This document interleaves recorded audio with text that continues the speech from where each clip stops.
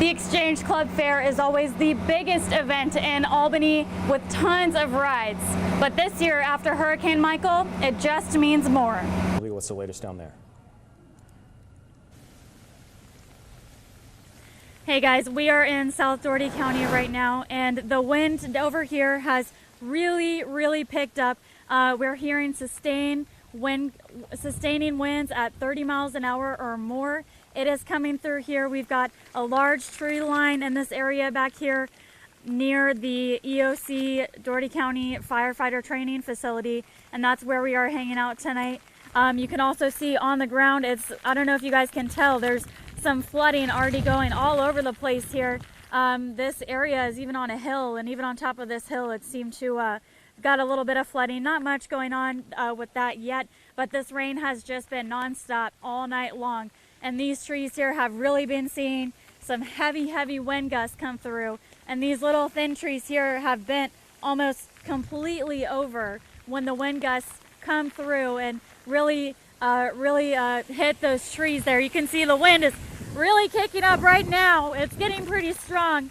And we're gonna hang out here and see if it gets any stronger than it is now. But right now, sustained wind gusts of 30 miles per hour.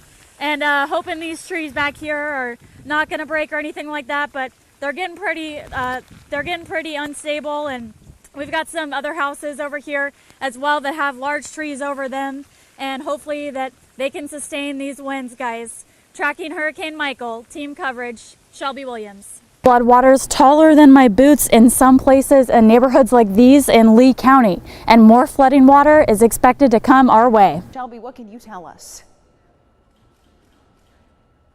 Hey guys, here in southern Dougherty County, just south of downtown Albany, we are experiencing a little bit lighter winds than what we've had earlier in the night. I know right in the middle of the storm for us, it was about 74 miles per hour.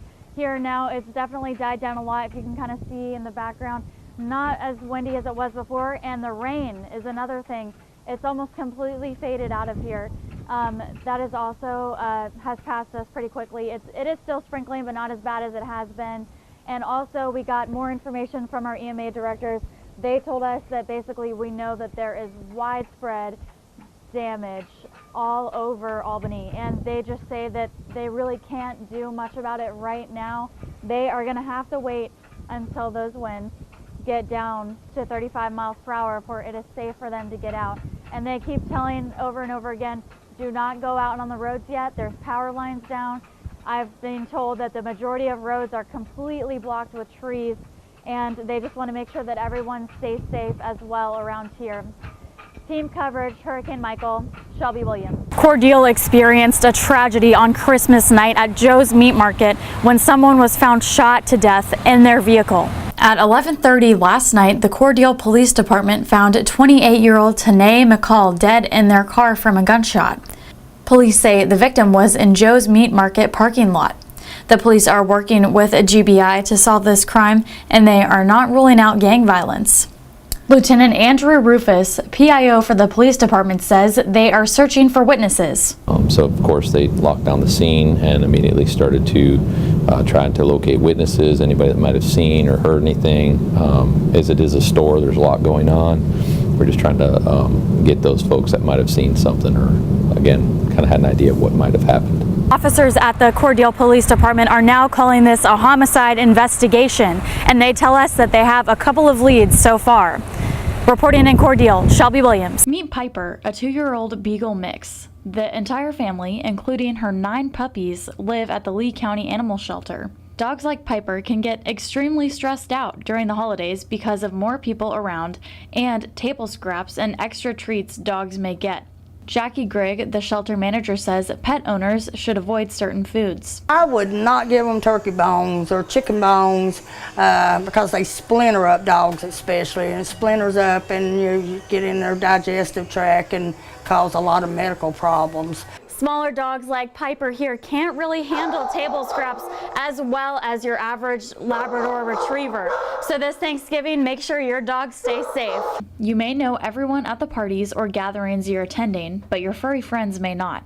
Greg says there are things you can do to help keep your pets from getting stressed out. During the holidays, people have a lot of company coming over, and I know people want to have their dogs and cats out, you know, but the best thing to keep them from being stressed out, especially if they're not used to company, is to put them off in another room. Shelby Williams, Fox 31 News. Ringing bells and a 21-gun salute opened the official visit of the memorial wall today in Cordele.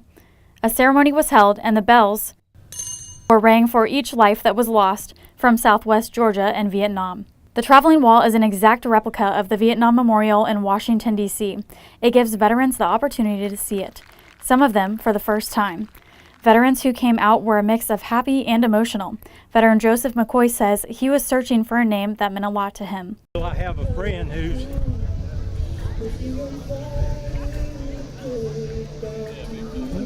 name is on the wall, and I wanted to come find it. He played ball with me in college.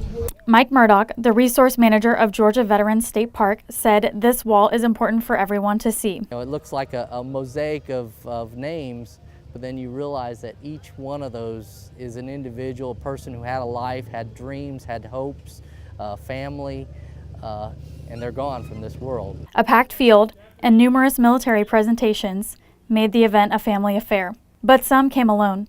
Veteran Terry Freilich says he's lost 5 close friends who were on his team in Vietnam. Comes to pay my respects to them. It means a lot. It means a lot. It means a lot. Paul has traveled all over the country and will be in Cordele till September 2nd.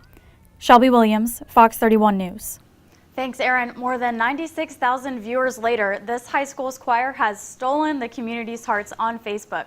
120 kids from 9th through 12th grade are given an escape each day to come and sing their hearts out. If you walk through Westover High School, you can't get away from what some are calling a joyful noise.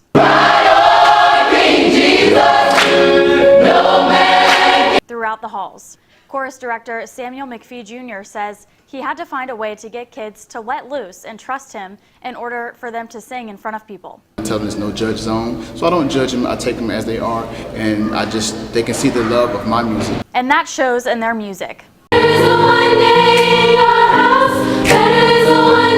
Other students agree. That we spend weeks on songs, so I know that he makes sure that we always get what we need in the song and everybody's always helped. He's always working with the students. He cares about us, not just our voices, but our feelings. Some students even say singing provides them with an escape. It's something unworldly like. It's like you're not even here. When you sing, the notes take you somewhere else.